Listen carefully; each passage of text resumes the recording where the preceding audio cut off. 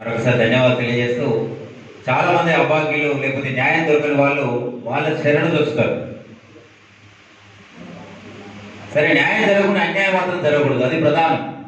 చాలా మంది నా మిత్రులు చెప్తుంటారు, నేను అడ్వకేట్స్కి నల్గొండలో, కాబట్టి అలాంటి వృత్తిలో ఉన్నటువంటి వారికి ధన్యవాదాలు తెలియజేస్తూ, ఇక్కడ పక్కన ఇంకో చట్టం కూడా ఉంది మళ్ళా. రెండు డిపార్ట్మెంట్ ప్రధానమైనటువంటి పోలీస్ అండ్ న్యాయ. ఓకే, మిత్రులందరికీ మరొకసారి ధన్యవాదాలు తెలియజేస్తూ, కార్యక్రమంలో సోదరి పద్మావతి గారు తెలంగాణ మానవ హక్కుల ప్రజా పరిరక్షణ సమితి చైర్పర్సన్, ఎప్పటికప్పుడు అక్కగారికి చేదోడు వాదోడుగా ఉంటూ సలహా సూచనలు అందిస్తూ ముందు నడిపిస్తున్నటువంటి సోదరి పద్మావతి గారు మాట్లాడాల్సిన కోరు. సభావేదికమై ఆసీనులైనటువంటి శ్రీనివాస్ శర్మ గారికి మనపూర్వక నమస్కారాలు. వేదికపై ఉన్నటువంటి మిగతా పెద్దలకు, వేదిక ముందున్నటువంటి ఆత్మీయులందరికీ కూడా మనస్పూర్వక నమస్కారాలు తెలియజేస్తూ, మానవ సేవే మాధవ సేవ అనేటువంటి మాట మనందరం వింటూనే ఉన్నాం. అయితే ఈ విషయంలో ఒక చిన్న మాట నేను మాట్లాడదలుచుకున్నాను. మానవ సేవే మాధవ సేవ కాదు. ఎందుకు అంటే మాధవుడు ఒక మనిషిలోనే లేడు. చెట్టులో, నీరులో, ప్రకృతిలో, ప్రతి జీవిలో, పక్షిలో, ప్రతి దాంట్లో ఉన్నాడు. ఒక మానవ సేవ చేస్తేనే మాధవ సేవ కాదు. ప్రకృతిలో ఉన్నటువంటి అన్ని జీవులను, చెట్టు, పుట్ట, పక్షి, జంతువుల్ని అన్నిటినీ కాపాడుతూ ఈ ప్రకృతిలో మనం జీవించినప్పుడు మాత్రమే మానవ సేవ మాధవ సేవ అవుతుంది. అంటే ఈ మాట మనం ఎందుకు చెప్పుకోవాల్సి వస్తుందంటే, మనందరికీ తెలుసు నీరు మన వల్ల ఎంత కలుషితం అవుతుంది, గాలి మన వల్ల ఎంత కలుషితం అవుతుంది. అవి బాగుంటేనే మనం బాగుంటాం, బ్రతికుంటేనే ఏదైనా సేవ చేయడానికి అవకాశం ఉంటుంది. అందుకే మాధవుడు అందరిలో ఉన్నాడు.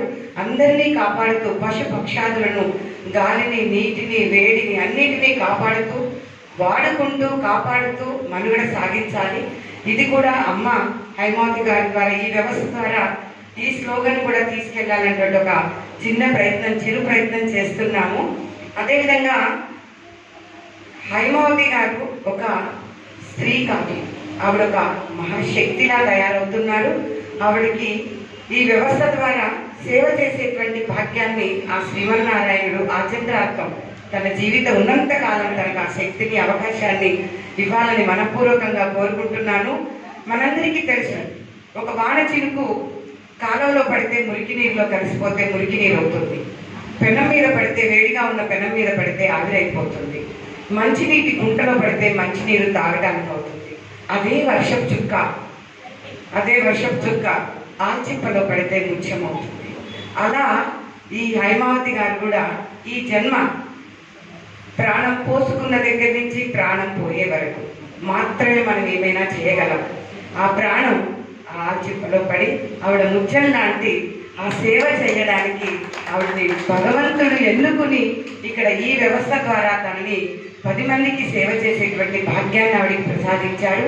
సేవ చేయడమే కాదు, ఇంకో 10 మంది ద్వారా కూడా ఆవిడ సేవ చేయాలనేటువంటి ఒక సంకల్పంతో, ఒక మహాసంకల్పంతో ఇంతమందిని తనలో భాగంగా చేసుకుని ఈ వ్యవస్థలో అంతర్భాగం చేస్తూ అనేక వ్యవస్థలలో ఉన్నటువంటి వారిని దగ్గర చేసుకుని వారికి తన సంకల్పాన్ని, తన concept of establishment of this unit తెలియజేస్తూ అందరినీ కూడా దగ్గర చేసుకుని అందరి ద్వారా అన్ని రకాల సేవలు చేయడానికి ఆవిడకు ముందుకెళ్తున్నారు.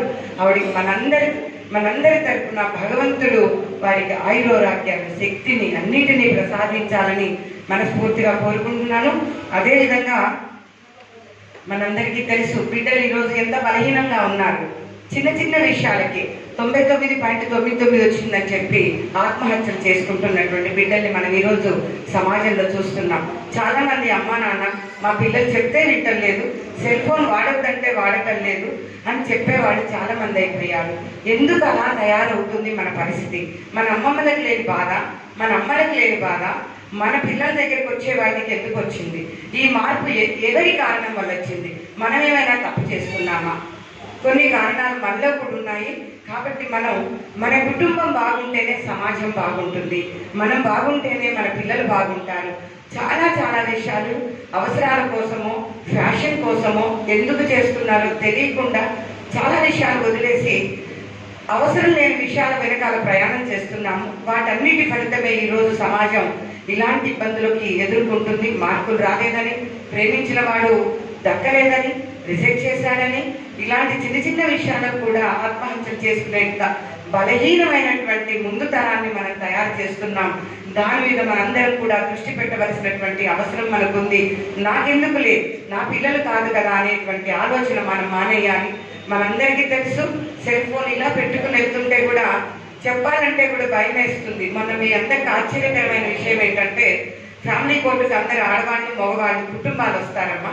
మిగతా కోర్టులకు ఆడవాళ్ళు అంతగా రాకపోయినా ఫ్యామిలీ కోర్టుకు ఆడవాళ్ళు వస్తారు. ఒక నెల బాబని నేను అనుకుంటున్నాను, బాబో పాపో తెలియదు, పుల్లాయి కట్టుంది, గోడ మీద పడుకోబెట్టింది. ఆ అమ్మాయి ఆ అబ్బాయికి సెల్ ఫోను పుల్లాయిలో పెట్టింది. పుల్లాయిలో పెడితే నేను జస్ట్ అలా పాస్ ఆన్ అవుతున్నాను. ఫ్యామిలీ కోర్టు నుంచి ఏడిజే కోర్టుకు వెళ్తూ అలా ఒక్క క్షణం నా దృష్టి అమ్మాయి మీద పడింది. ఏంటి సెల్ ఫోన్ కుళ్ళాయిలో ఉన్నట్టు అనిపించి నేను ఒక్క క్షణం ఆగాను. అది ఏంటమ్మా కుళ్ళాయిలో అని అంటే, సెల్ ఫోన్ అండి అంది. వాడికి ఎందుకు సెల్ ఫోను అని అడిగాను. ఎన్నో నెల అంటే డేస్ బేబీ, మంత్స్ బేబీ కూడా కాదు. అసలు అక్కడ నిలబడి నేను, నువ్వు ఆ సెల్ ఎందుకు పెట్టావు అని అడిగాను. ఆ సెల్ ఫోన్ పెడితే వాడు ఏడవటం లేదు అని చెప్పింది. వాడు ఏడవడం వాడి హక్కు కదా, వాడు ఏడవాలి కదా. వాడి హక్కుని మనం, నెలల పిల్లడు నిన్నెంత హింస పెట్టాడు, ఆ హింస తట్టుకోవడానికి నువ్వు వాడికి సెల్ ఫోన్ నువ్వు పెడితే వాడి మైండే ఇంకా రాలేదు. వాడికి ఇంకా మెత్తగా ఉన్నటువంటి ఈ భాగం, మనం సెల్ ఫోన్ పెడితే వాడికి నువ్వు జీవితాన్ని ఇస్తున్నావా, రోగాన్ని ఇస్తున్నావా అని అడిగి నువ్వు ఆ సెల్ తీయి అని చెప్పేసి అమ్మాయి దగ్గర నేను ఖచ్చితంగా నిలబడి ఆ కుళ్ళాలోకి సెల్ ఫోన్ తీపిచ్చేశాను. ఎందుకు అంటే ఒక్కొక్కసారి భయం వేస్తుంది. ఏదైనా మంచి మాట చెప్తే కూడా